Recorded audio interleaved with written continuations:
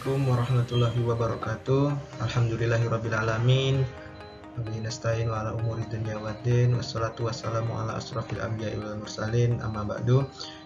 Baiklah, di kesempatan kali ini saya akan sedikit menjelaskan materi tentang tata cara pendirian badan usaha koperasi. Baiklah, sebelumnya perkenalkan, nama saya Sutaryo dari Universitas Pamulang.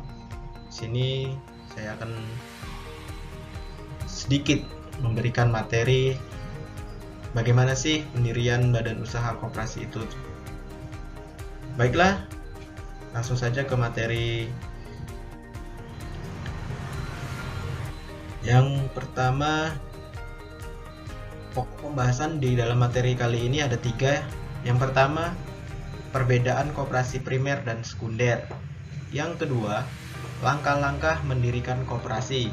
Dan yang ketiga, pengajuan permohonan pengesahan akta pendirian koperasi.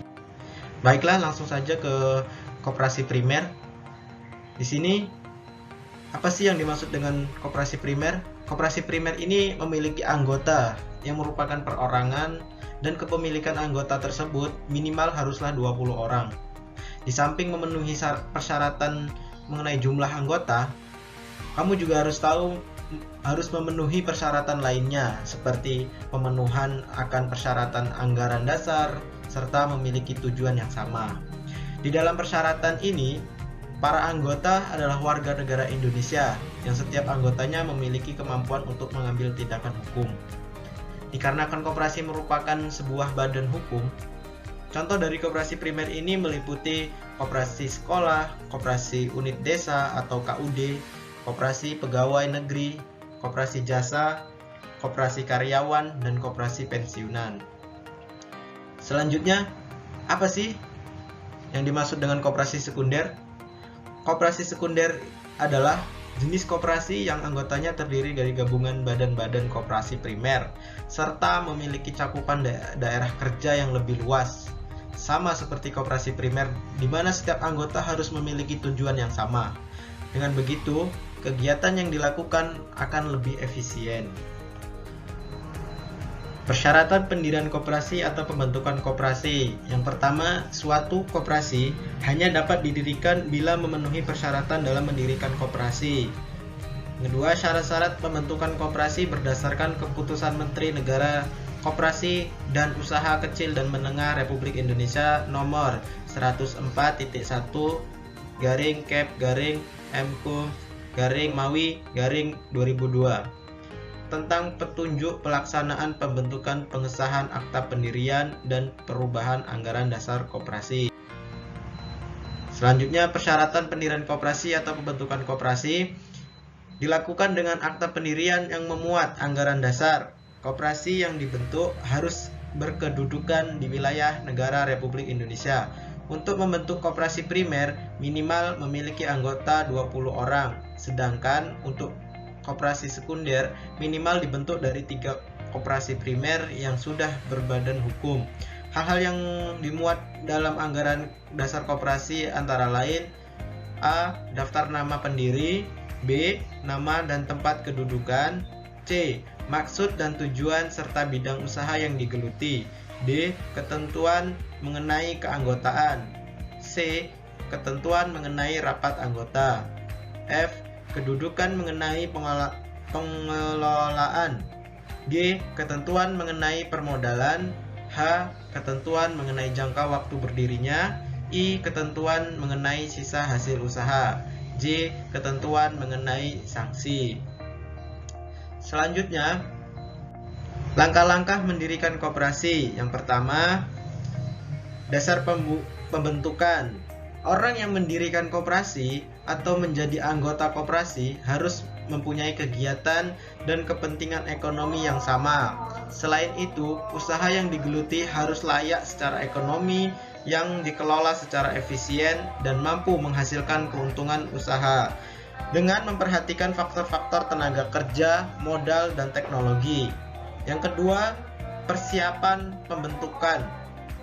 Pemekarsa menghubungi kantor koperasi kabupaten atau kota agar mendapat penerangan dan penyuluhan seluas-luasnya, terutama mengenai landasan, prinsip dasar koperasi, keanggotaan, dan kepengurusannya.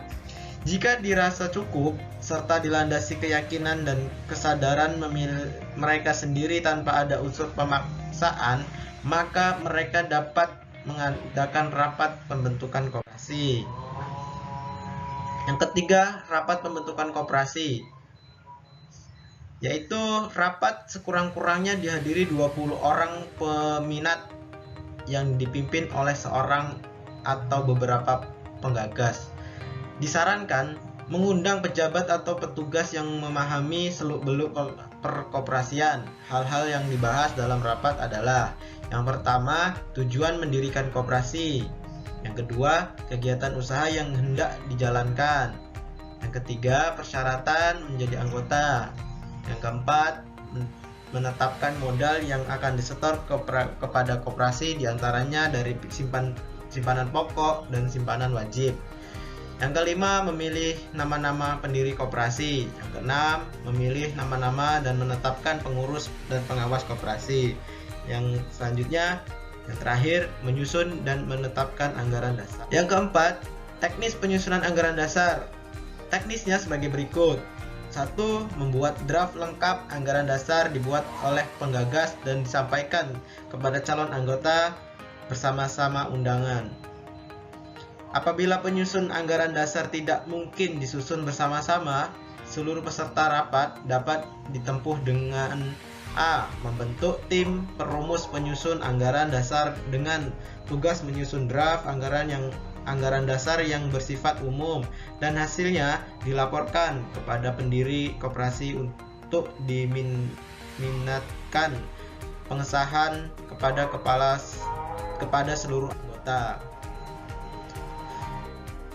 Selanjutnya B. Hal-hal khusus yang perlu dibahas oleh seluruh peserta, diantaranya: 1. Nama dan tempat kedudukan koperasi.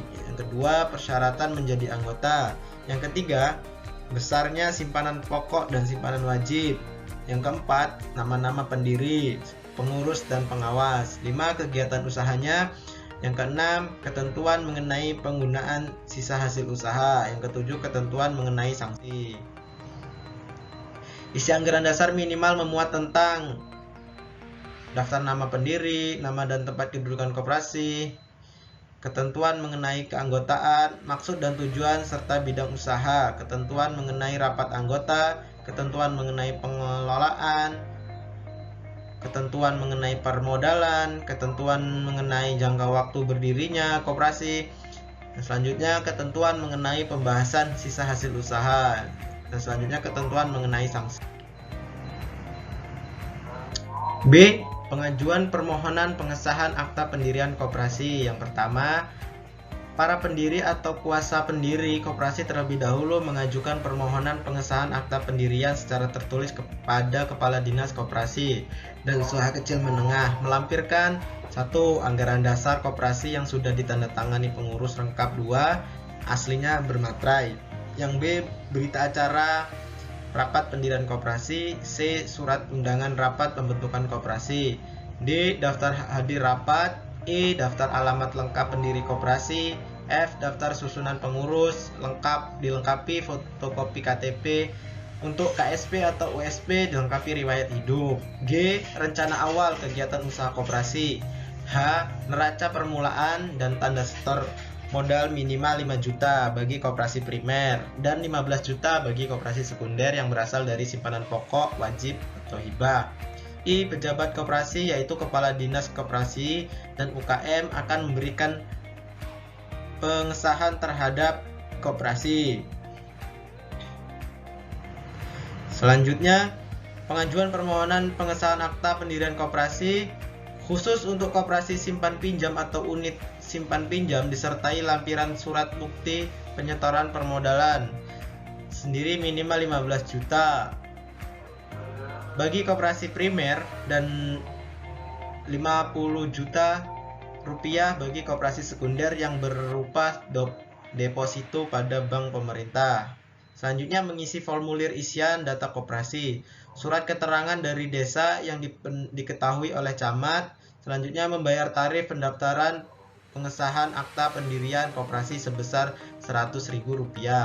Apabila pemerintah pengesahan akta pendirian koperasi telah dilakukan sesuai dengan ketentuan di atas, kepada pendiri atau kuasa pendiri diberikan bukti penerimaan.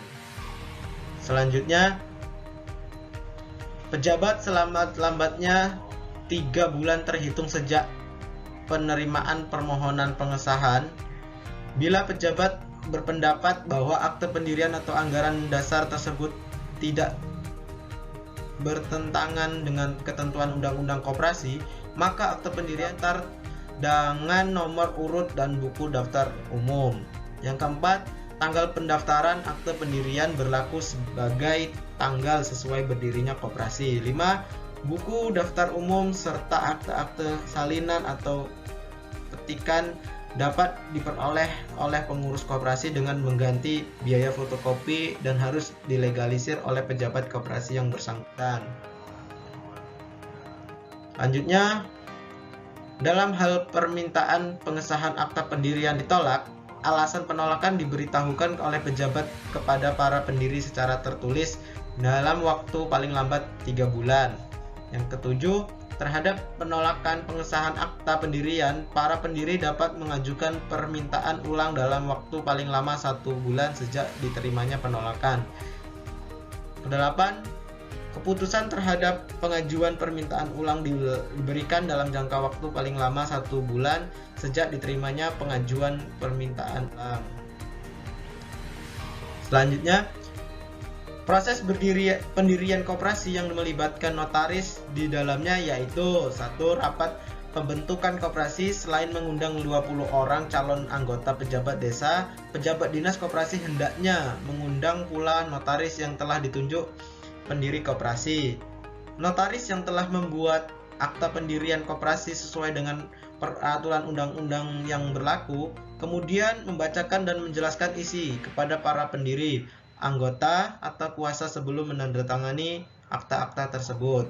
Kemudian akta pendirian koperasi yang telah dibuat notaris, pembuat akta koperasi disampaikan kepada pejabat dinas koperasi untuk dimintakan pengesahannya sesuai dengan peraturan yang berlaku. Selanjutnya, penerimaan permohonan oleh pejabat. Apabila permohonan yang dimaksud telah lengkap dan benar, maka pemerintah memberikan tanda terima dan berkasnya segera diproses. Akan tetapi bila berkasnya belum lengkap dan belum benar permohonan dimaksud, dikembalikan untuk diperbaiki. Selanjutnya, penelitian permohonan oleh pejabat. Yang pertama secara administratif, yang kedua penelitian lapangan. Pengesahan akta pendirian koperasi dengan surat keputusan Menteri Negara Koperasi pengusaha kecil dan menengah yang ditandatangani oleh Kepala Dinas Koperasi dan Usaha Kecil dan Menengah Koperasi dan UKM Kabupaten atau Kota.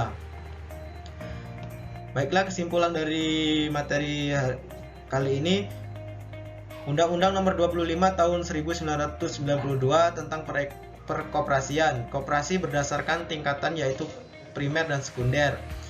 Perbedaan paling jelas antara jenis koperasi primer dan sekunder yaitu terletak pada keanggotaannya, di mana koperasi primer memiliki anggota orang atau perseorangan, sedangkan koperasi sebuah organisasi atau kelompok atau orang.